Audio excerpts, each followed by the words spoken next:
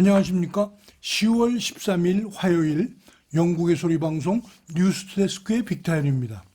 국방부는 지난해 7월 유엔군 사령부가 규모를 확대하려면 한국의 동의가 필요하다는 공문을 유엔사 소속 16개국의 주한 대사관을 통해서 발송하였습니다. 참전 16개국은 유사시 유엔사를 통해 병력과 장비를 지원할 것을 약속하고 있는 국가들로서 전력 제공국가라고도 불리웁니다.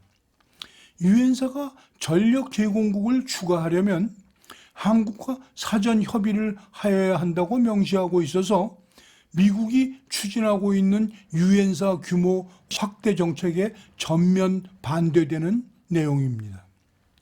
주한 미군은 유엔사가 필요하다면 유사시 일본에서도 지원을 받을 것이라고 밝히자 일본도 전략 제공국이 된다는 의미라며 남한 내 좌익 세력들이 거품을 물고 반대하고 있는 것이 현실입니다. 현재 한국군은 이른바 9.19 남북 군사 합의를 충실히 이행하고 있습니다. 북핵의 대안으로 거론되는 자체적 핵 개발은 물론 미국의 핵을 반입하는 것도 절대 반대하고 있고 한미 군사훈련 중단은 3년째 지속되고 있습니다.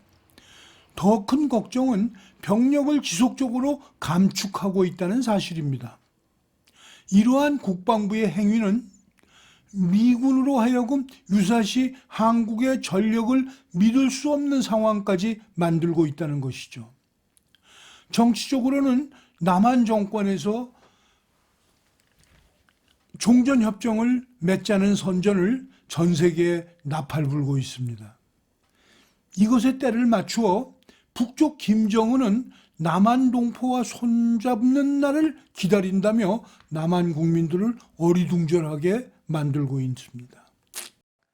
북한이 노동당 창건 75주년을 맞아 오늘 새벽 군사력을 과시하는 열병식을 열었습니다.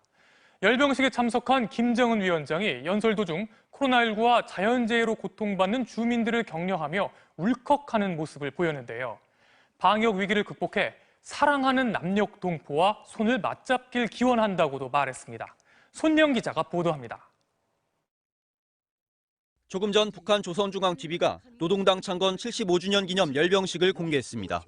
지금부터 조선노동당 창건 75돌 경축 열병식을 보내드리겠습니다. 10월 10일이 됐음을 알리는 자정 타종 소리와 함께 불꽃과 박수가 터져나오고 김정은 북한 국무위원장이 모습을 드러냈습니다. 인민복이 아닌 넥타이를 맨 정장 차림이었지만 양옆에는 신형 무기 개발을 주도해 닷새전 군 원수로 승진한 이병철과 박정천이 함께했습니다. 김 위원장은 코로나19 방역과 수해복구 현장에서 고생하는 주민들을 격려하며 울컥하기도 했습니다. 자연재해 복구 전선에서 우리 인민군 장병들이 발휘한 애국적이고 영웅적인 헌신은 누구든 감사의 눈물 없이는 대할 수 없는 것들입니다. 그러면서 지금의 보건 위기가 극복돼 사랑하는 남녘 동포와 손을 맞잡길 기원한다고도 했습니다. 서해 공무원 피격 사건 이후 공산주의자들에게 민족주의는 혁명의 걸림돌이라 하여 제거의 대상일 뿐이었습니다. 김일성이 김구를 이용해 먹고 막상 만나주지도 않았던 것만 보아도 알 수 있죠. 일제시대의 독립운동가들은 김구를 포함 거의 모두가 민족주의자들이었습니다. 미국 윌슨 대통령의 민족 자결주의에 영향을 받았었기 때문이었죠. 자신의 정권 유지를 위해 길러준 고모부, 이복 형까지도 살해한 김정은이 남녘 동포들과 손을 잡는 날을 기다린다고요? 불과 2주 전 바다에 떠서 구조를 기다리던 남한 해수부 직원을 총살하고 소각까지 명령한 악한 인간이 우리와 손을 잡겠다고요? 자신이 이런 말을 할 계획이었으면 그를 구조해서 밥을 먹여 돌려보냈을 것입니다. 새삼 머리가 나쁜 그의 행위에 안심이 될 정도입니다. 바로 월남에서 미군이 당착에 걸려 스스로 후퇴할 수밖에 없는 정황을 월맹이 만들었듯이 유사한 상황을 남쪽의 간첩들과 내통하면서 북한에서 만들고 있다고 생각합니다. 아시다시피 사이공 정부는 부통령 이하 모두가 간첩이었습니다. 호치민 자신은 민족을 사랑하는 민족주의자일 뿐이라고 나팔을 불어댔습니다. 미국 본토에서는 의미 없는 전쟁을 하는 미군 철수를 주장하는 데모가 연일 벌어지고 있었습니다. 미군은 베트남 국민의 희망과는 반대로 민족주의자와 전쟁을 하는 사악한 군대라는 여론의 비난에 스스로의 당착에 빠졌습니다. 결국 그들이 원하는 평화협정을 서둘러 맺어주고 철수하였죠. 불과 4개월 후 하노이 정부는 사이공에 폭격을 퍼부었습니다.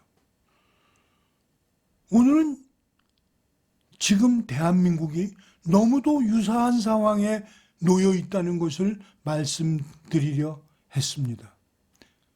내일 또 뵙겠습니다. 다음은 박지현 제작팀장이 최근 북한의 열병식과 관련하여 UN 대변인실의 평가와 촉구 내용을 보도해 드리겠습니다. UN 대변인실은 12일 북한의 최근 열병식과 신형 무기 공개에 관해 안토니오 구테레스 UN 사무총장은 북한과 북한 당국의 UN 안전보장이사회 결의에 따른 국제적 의무를 완전히 준수할 것을 다시금 촉구한다고 밝혔습니다. 이어 사무총장은 북한의 한반도의 지속가능한 평화와 완전하고 검증 가능한 비핵화를 위한 외교적 노력을 재개할 것도 촉구한다며 유엔은 최근 상황에 대해 알고 있다고 덧붙였습니다. 나빌라 마스랄리 유럽연합 외교안보정책 담당 대변인 역시 지난 10일 평양에서 열린 열병식에서 북한이 신형 탄도미사일을 공개한 것은 북한이 지속적으로 여러 유엔 안전보장이사회 결의에 따른 의무를 위반하고 있다는 사실을 시사한다고 전했습니다. 그는 이어 유럽연합은 한반도의 항구적인 평화와 안보는 오직 북한의 핵과 미사일, 여타 대량 살상무기 프로그램에 완전하고 검증 가능하며 되돌릴 수 없는 폐기를 통해서만 이루어질 수 있다고 확신한다고 강조했습니다. 마스랄리 대변인은 또 유럽연합은 신뢰 구축과 한반도의 항구적인 평화 및 안보 조성을 위해 북한이 대화와 지속적인 외교적 과정을 재개하도록 계속 촉구하고 있다고 밝혔습니다. 아울러 남북한이 다시 두 손을 마주 잡는 날이 찾아오길 기원한다는 김정은 국무위원장의 표현을 주목한다면서 그때까지 남북한 간 충돌을 피하고 대화를 촉진하기 위해 양국 간 합의사항을 이행하는 것이 중요하다고 지적했습니다. 대변인은 또 북한이 핵미사일 프로그램 개발을 중단할 때까지 유럽연합은 모든 국가가 상당한 수준의 제재를 완전하게 이행하고 존중하도록 전 세계 국가들과 함께 계속 노력할 것이라고 덧붙였습니다. 스위스 연방 외교부 대변인은 스위스는 여전히 외교적 협상 과정이 한반도의 핵과 안보 문제를 해결하는 유일한 방법이라고 확신한다고 밝혔습니다. 대변인은 이어 스위스는 여러 차례 과거 북한의 핵실험을 규탄하고 탄도미사일 확산에 대해 우려를 표해왔다고 강조했습니다. 아울러 스위스는 한반도의 평화와 안정을 지원하는 노력에 오랜 기간 관여해 왔다며 지속적으로 영내 상황을 면밀히 주시하고 있다고 덧붙였습니다. 유엔 안전보장이사회 산하대북제재위원회 의장국인 독일 외무부의 관계자도 이날 자유아시아 방송에 독일은 북한이 유엔 안보리 결의를 완전하게 준수하고 협상장으로 돌아올 것을 요구한다며 핵무기와 탄도미사일 프로그램, 여타 다른 대량 살상무기 프로그램을 완전하고 검증 가능하며 되돌릴 수 없는 방식으로 폐기하기 위해 신속히 구체적인 조치를 취할 것을 요구한다고 밝혔습니다. 영국 외무부 관계자도 북한이 완전하고 검증 가능하며 돌이킬 수 없는 비핵화를 향한 조치에 참여할 것을 촉구한다고 밝혔습니다. 이어 북한의 미사일과 핵 프로그램은 영내 및 세계 안정에 큰 위협이 되고 있다며 대북제재 조치는 북한이 구체적인 비핵화 조치를 취할 때까지 유지돼야 한다는 기존의 입장을 재확인했습니다. 이상으로 10월 13일 월요일 뉴스를 모두 마칩니다. 시청해 주셔서 감사합니다.